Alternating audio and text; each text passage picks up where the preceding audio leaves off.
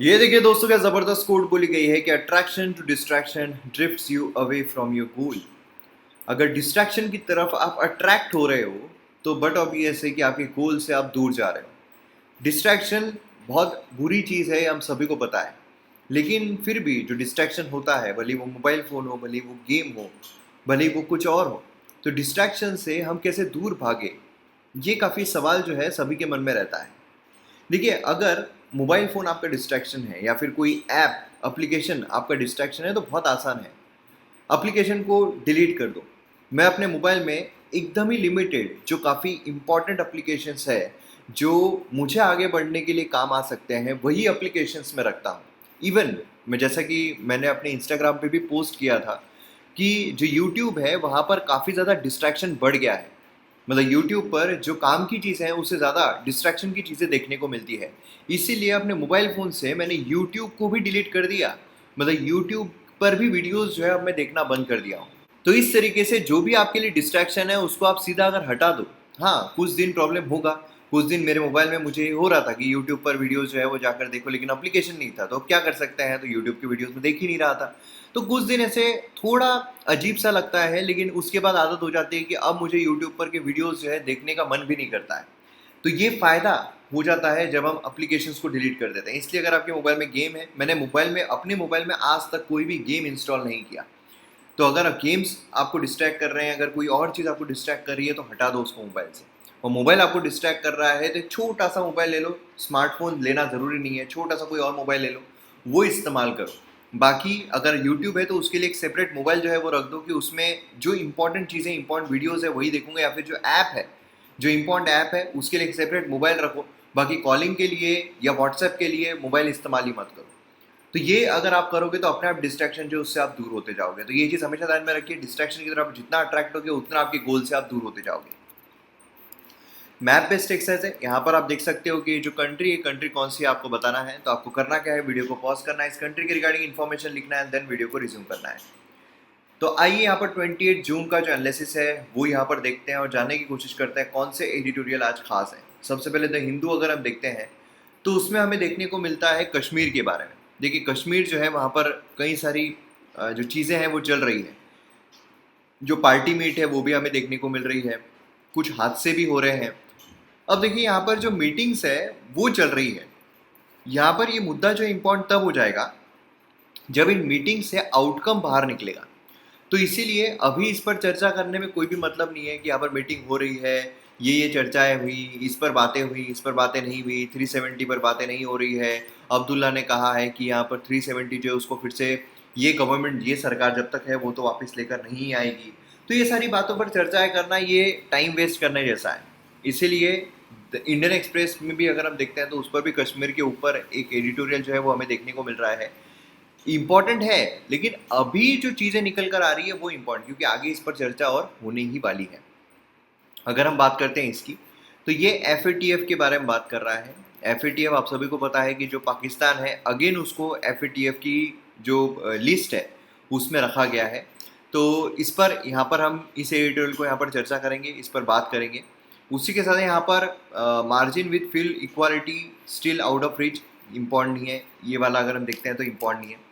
Then उसके बाद अगर हम आगे बढ़ते हैं तो यहाँ पर भी आप देखोगे तो सेकेंड वेव है ना, नेक्स्ट वेव, तो यहाँ पर ये भी इम्पॉर्टेंट नहीं है। ऐसा बोला जा रहा है कि जो थर्ड वेव है ये इतनी ज़्यादा हानिकारक नहीं होगी जितनी सेकेंड वेव हुई थी, लेकिन जो वैक्सीनेशन है वो सही तरीके से होना चाहिए। यही बस पूरे एडिटोरियल में से यही एक बात निकल रही है, बाकी कुछ भी खास नहीं है।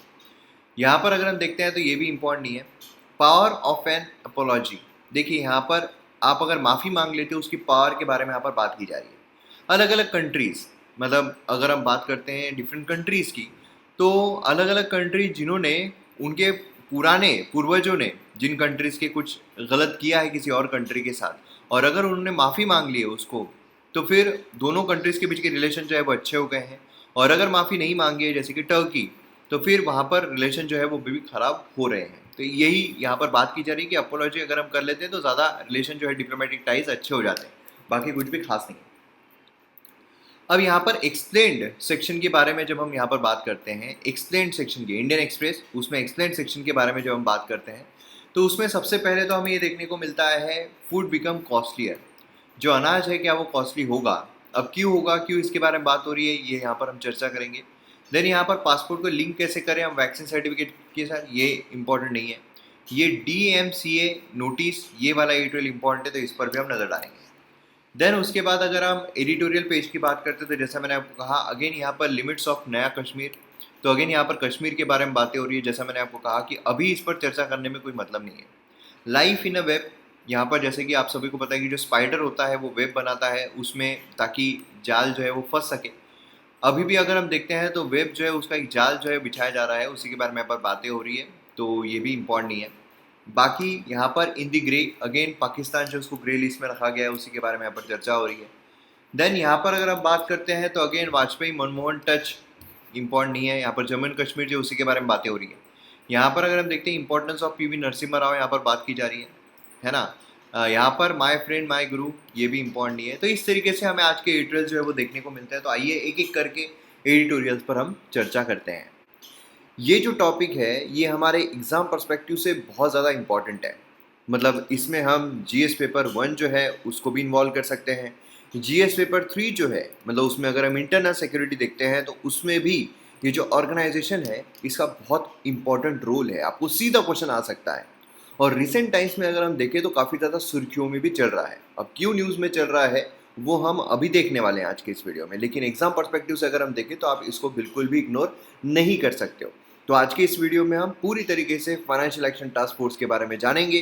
तो चलिए शुरू करते हैं। शुरू करने से पहले MM एकेडमी ऐप को अगर आपने डाउनलोड नहीं किया है तो जल्द से जल्द कीजिए, क्योंकि यहाँ पर मेरे द्वारा बहुत सारे कोर्सेज लाए जाते हैं जो आपको एग्जाम में काफ़ी ज़्यादा फायदा दिलाते हैं। इस पर आपको वेरियस कोर्सेज देखने को मिलेंगे, जैसे कि जो मॉडर्न हिस्ट्री है वो आपको देखने को मिलेगा, एंशियंट हिस्ट्री देखने को मिलेगा, मेडिवल हिस्ट्री देखने को मिलेगा, polity, governance, ethics, internal security, disaster management, मतलब GS 1 2 3 4 सभी आपको देखने को मिलेंगे और काफ़ी अफोर्डेबल प्राइसेस में है। मतलब बाकी जगहों पर जितना आपको एक महीने का देना पड़ता है उससे भी कम में आप एक साल का कोर्स जो है वो एंजॉय कर सकते हो। इसीलिए डाउनलोड कीजिए MM एकेडमी ऐप और वीडियोस को एंजॉय कीजिए। और यहाँ पर मेरे द्वारा पर्सनल गाइडेंस भी दिया जाता है, तो इसलिए फटाफट डाउनलोड कीजिए और वीडियोस को एंजॉय कीजिए। आइए सबसे पहले तो हम यहाँ पर ये न्यूज़ में क्यों चल रहा है उसके बारे में जानते हैं। तो देखिए पाकिस्तान जो है उसको अगेन FATF जो है उसके ग्रे लिस्ट में रखा गया है।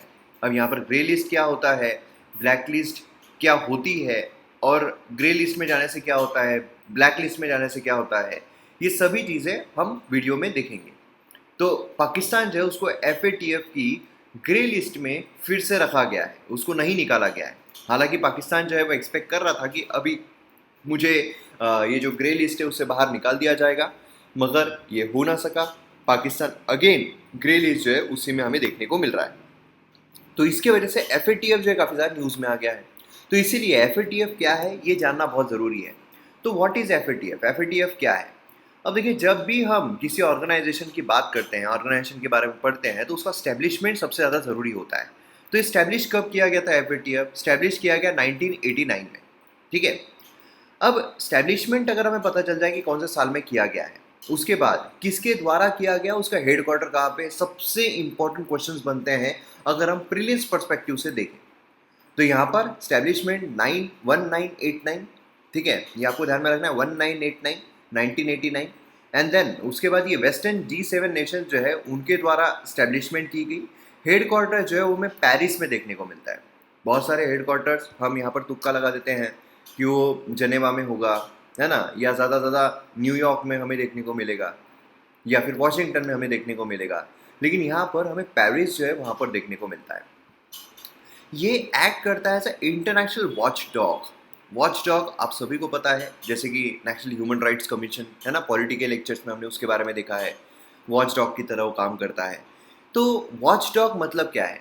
वॉच डॉग का मतलब है कि वो निगरानी रखता है, वो निगरानी रखता है कि कहीं कुछ गलत तो नहीं हो रहा है ना, कहीं कुछ बुरा तो नहीं हो रहा है, कोई कंट्री कुछ गलत करने की कोशिश तो नहीं कर रही है। तो एक वॉच डॉग का काम करता है। लेकिन ये जो वॉच डॉग है, ये वॉच डॉग है, ये कौन से पर्सपेक्टिव से देखता है? क्या हर चीज़ देखता है कि ये गवर्नमेंट ने पॉलिसी लेकर आई, ये पॉलिसी सही है या गलत है?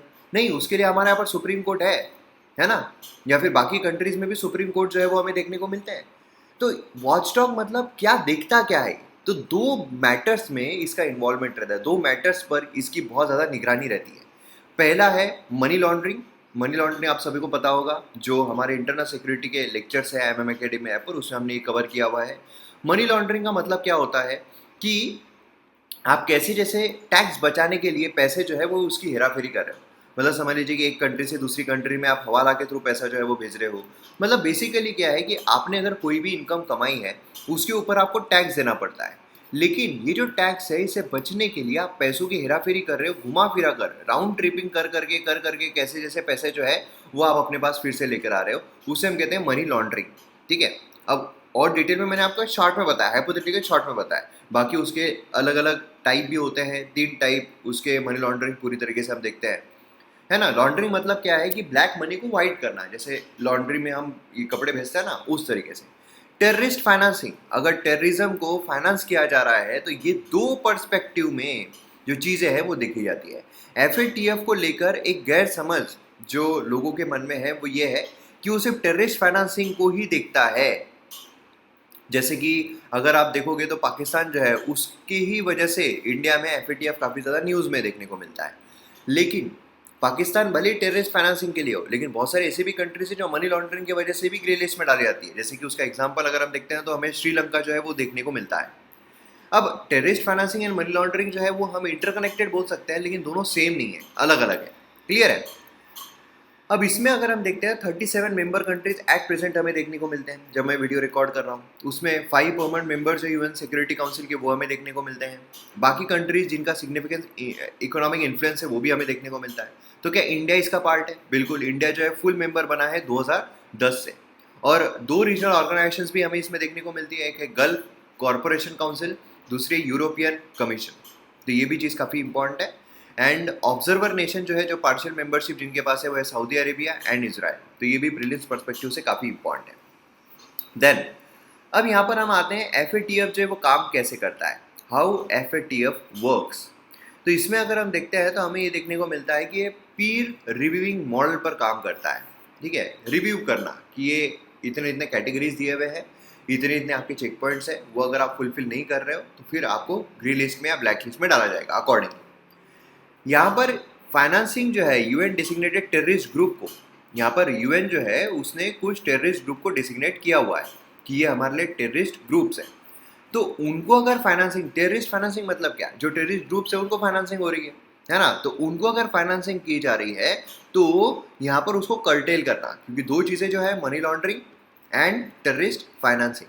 अब इसके अलावा भी अगर कहीं पर फाइनेंशियल उथल पुथल करने की कोशिश की जा रही है किसी कंट्री के द्वारा तो वो भी देखा जाता है, लेकिन मेन दो, ये दो उसके रोल हमें देखने को मिलते हैं। ये पब्लिकली सेंश्योर कर सकता है नेशंस को जो उसके नॉर्म्स को अबाइड नहीं कर रहा है। अब अगर ये सेंश्योर कर देता है किसी भी नेशन को, मतलब वही कि ग्रे लिस्ट में डालना, ब्लैक लिस्ट में डालना, वो ये कर सकता है। अगर वो हो जाता है तो फिर यहाँ पर जो फाइनेंशियल फ्लो है इंटरनेशनली उस कंट्री को, वो लेने में काफ़ी दिक्कत आ जाती है। जैसे कि अभी हम देखेंगे कि पाकिस्तान जो है वो ग्रे लिस्ट में जाने की वजह से उस पर क्या इम्प्लीकेशंस हो रहे हैं। तो मतलब क्या है कि यहाँ पर आपको पता चल जाएगा कि हाँ यार, कोई कंट्री ग्रे लिस्ट में जाती है तो उस पर क्या क्या इम्प्लीकेशंस हो सकते हैं।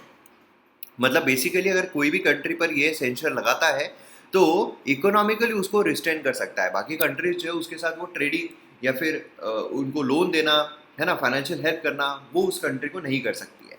तो ये चीज़ हमें यहाँ पर देखने को मिलती है। नेक्स्ट यहाँ पर अगर हम देखते हैं तो अलग अलग लिस्ट है ना। तो 2 लिस्ट प्रोमिनेंटली हमें देखने को मिलती है, एक है ग्रे लिस्ट और एक है ब्लैक लिस्ट। अब ग्रे लिस्ट की जब हम बात करते हैं तो जो जिनकी डिफिशियंसीज है, ठीक है, जिन कंट्रीज की डिफिशियंसीज है, भले वो एंटी मनी लॉन्ड्रिंग हो या फिर टेररिज्म को फाइनेंस करने की बात हो, अगर इन दो पर्सपेक्टिव में कोई भी कंट्री जो है वो अगर डिफिशियंसी लेकर आती है तो फिर उसको ग्रे लिस्ट में डाल दिया जाएगा। तो फिर ग्रे लिस्ट और ब्लैक लिस्ट में फ़र्क क्या है? क्योंकि ब्लैक लिस्ट में भी वो कंट्री जाती है जो मनी लॉन्ड्रिंग के लिए, टेररिस्ट फाइनेंसिंग के लिए सही अपने कानून नहीं लेकर आ सकती है, या फिर कोई कंट्री जो है मनी लॉन्ड्रिंग में बहुत ज़्यादा चल रही है, कोई कंट्री जो है टेररिस्ट फाइनेंसिंग बहुत ज़्यादा कर रही है, तो अपने आप वो कंट्रीज़ को ब्लैक लिस्ट में डाल दिया जाएगा। तो फिर फ़र्क क्या है? Grey list and black list में फ़र्क क्या है? फ़र्क ये है कि यहाँ पर ग्रे लिस्ट में उन कंट्रीज़ को डाला जाता है जो यहाँ पर कमिट करती है कि हाँ, हम यहाँ पर जो लूप होल्स है उसको रिजॉल्व करने की कोशिश करेंगे। हम यहाँ पर जो भी आपने कैटेगरीज दी हुई है, क्राइटेरियाज दिए हुए हैं, उस पर खरा उतरने की कोशिश करेंगे। ऐसी कंट्रीज को ग्रे लिस्ट में डाला जाता है कि नहीं, ये इम्प्रूव करने की कोशिश कर रही है, और ब्लैक लिस्ट में उनको डाला जाता है जिनके कोई स्कोप ही नहीं है, कि वो हर कर ही नहीं सकते एट प्रेजेंट। देखिए ये क्या है, लिस्ट जो होती है ना, चेंज होती रहती है। कोई कंट्री आज ग्रे लिस्ट में है तो वो ब्लैक लिस्ट में जाएगी, या फिर वो ग्रे लिस्ट से ही बाहर आ जाएगी। कोई कंट्री ब्लैक लिस्ट में है तो ग्रे लिस्ट में जाएगी, या फिर बाहर भी आ जाएगी। तो ये चेंज होते रहते हैं। एट प्रेजेंट अगर हम देखते हैं तो ईरान एंड नॉर्थ कोरिया जो है, ये हमें ब्लैक लिस्ट में देखने को मिलते हैं, ठीक है। और ग्रे लिस्ट में कई सारे, पाकिस्तान, श्रीलंका, बहुत सारी कंट्रीज हमें देखने को मिलती है। अब पाकिस्तान जो है वो क्यों फेल हो रहा है, पाकिस्तान को बार बार क्यों, कई साल से पाकिस्तान जो है ग्रे लिस्ट में हमें देखने को मिल रहा है, तो उसके पीछे कारण क्या है? देखिए सबसे पहला कारण तो इकोनॉमिकली हाई कैश ड्रिवन उनकी इकोनॉमी हमें देखने को मिलती है। अब जहाँ कैश आता है वहाँ मैनेज करना काफ़ी मुश्किल हो जाता है ना। मतलब कैश ट्रांजैक्शन को कंट्रोल करना काफ़ी मुश्किल है, जिसकी वजह से टेररिज्म को बूस्ट हो रहा है। जितना ज़्यादा कैश में ट्रांजैक्शन होगा, है ना, उतना ही ज़्यादा ब्लैक मनी जो है वो स्प्रेड होगा। ब्लैक मनी जितना ज़्यादा स्प्रेड होगा, उतनी ही टेररिस्ट फाइनेंसिंग का स्कोप है। और मेन चीज़ है सिस्टम ऑफ डिनायल।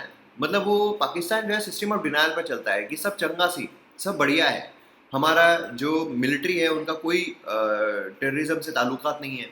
ऐसी चीज़ें हमें देखने को मिलती है। एंड इसकी इम्प्लीकेशन जो है वो भी काफ़ी हार्ड होते हैं। मतलब अभी जो ग्रे लिस्ट में डाला गया है पाकिस्तान को, उसकी इकोनॉमी को काफ़ी ब्लो लगता है। मतलब जो फॉरेन इन्वेस्टर्स है, कंपनीज है, उनको बिजनेस करने में काफ़ी दिक्कत होती है। इसीलिए जो अलग अलग इन्वेस्टर्स है या फिर कंपनीज है, वो पाकिस्तान में इन्वेस्ट करना नहीं चाहेगी। उसी के साथ साथ पाकिस्तान को जो लोन लेने की बात होती है आईएमएफ से, वर्ल्ड बैंक से, है ना, वो लोन लेने में काफ़ी दिक्कत होती है। जो पाकिस्तान का डेप्थ रेटिंग है वो यहाँ पर डाउनग्रेड हो जाता है, जिसकी वजह से इंटरनेशनल बॉन्ड मार्केट जो है उसमें भी उनका डिग्रेडेशन देखने को मिलता है। इकोनॉमी के जो लेक्चर्स है हमारे एमएम एकेडमी ऐप पर, उस पर हमने ये बॉन्ड्स, डेप्थ, ये सब कवर किया हुआ है। तो ये सारी चीज़ें जो है वो हमें देखने को मिलती है। तो ये इम्प्लीकेशंस है। और अब मैं उम्मीद करता हूँ कि आपको FATF के बारे में कंप्लीट इन्फॉर्मेशन जो है वो यहाँ पर अच्छे तरीके से मिल गई होगी। आइए यहाँ पर हम बात करते हैं, विल फूड बिकम कॉस्टलियर। जो खाना है क्या वो महंगा होगा? तो यहाँ पर क्यों हो रहा है? तो कॉन्टेक्स्ट जब हम देखते हैं तो हमें पता चलता है कि ग्लोबल ऑयल प्राइजेस जो है उसमें बढ़ोतरी हमें देखने को मिली है, हाइक हमें देखने को मिला है।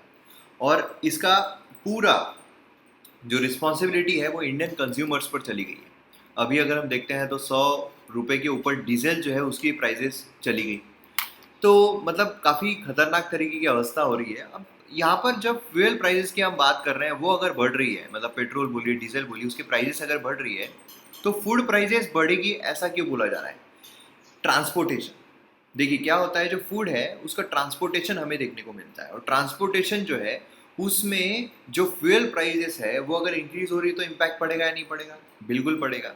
तो जब यहाँ पर समझ लीजिए कि 10 रुपये पर केजी का अगर अनाज है, समझ लो व्हीट है, ठीक है, अब उसको अगर हम ट्रांसपोर्ट कर रहे हैं तो ये ट्रांसपोर्टेशन में जो पैकेजिंग है उसकी प्राइस यहाँ पर ऐड किए जाएंगे, जो फ्यूल प्राइजेस है ट्रांसपोर्टेशन उसके प्राइसेस ऐड किए जाएंगे, एंड देन वहाँ पर निकालना, उसको रखना, उसके प्राइसेस ऐड किए जाएंगे। ये सब अगर हम ऐड करते हैं तो समझ लो कि यहाँ पर इसकी जो प्राइजेस है वो 5 रुपये लग रहे हैं, इसके प्राइजेस भी 5 रुपये लग रहे हैं, ठीक है, 10 रुपये और ऐड हो गए, मतलब यहाँ पर 10 के 20 रुपये पर केजी हो गया।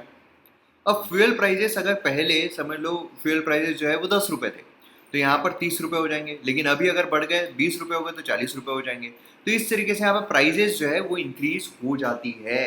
ये यहाँ पर काफ़ी इंपॉर्टेंट चीज़ जो है आपको पता रहना चाहिए। इसीलिए यहाँ पर फ्यूल प्राइजेस जब भी इंक्रीज होते हैं उस टाइम पर जो फूड प्राइजेस है वो भी इंक्रीज होती है। लेकिन करंटली अगर हम देखते हैं फूड इन्फ्लेशन जो है रिलेटिवली लोअर चल रहा है इंडिया में, ठीक है। तो ये ऐसा क्यों हो रहा है, ये भी ट्रेंड क्यों देखने को मिल रहा है? तो देखिए थोड़ा बैकग्राउंड अगर हम देखते हैं तो ब्रेंट क्रूड प्राइजेस जो है ये यहाँ पर 75 पर बैरल क्रॉस हो गया है ना। यहाँ पर क्लोज टू 76 अगर हम फ्राइडे की बात करते हैं, हाईएस्ट है सिंस 2018। मतलब काफ़ी ज़्यादा हमें देखने को मिल रहा है। इसी वजह से पेट्रोल डीजल के दाम जो है काफ़ी ज़्यादा बढ़ रहे हैं। अब आप बोलोगे जब फ्यूल डीजल के, जब जो क्रूड ऑयल है उसके दाम जब कम हो गए थे तब तो हमारे यहाँ पर कोई फर्क नहीं पड़ा था।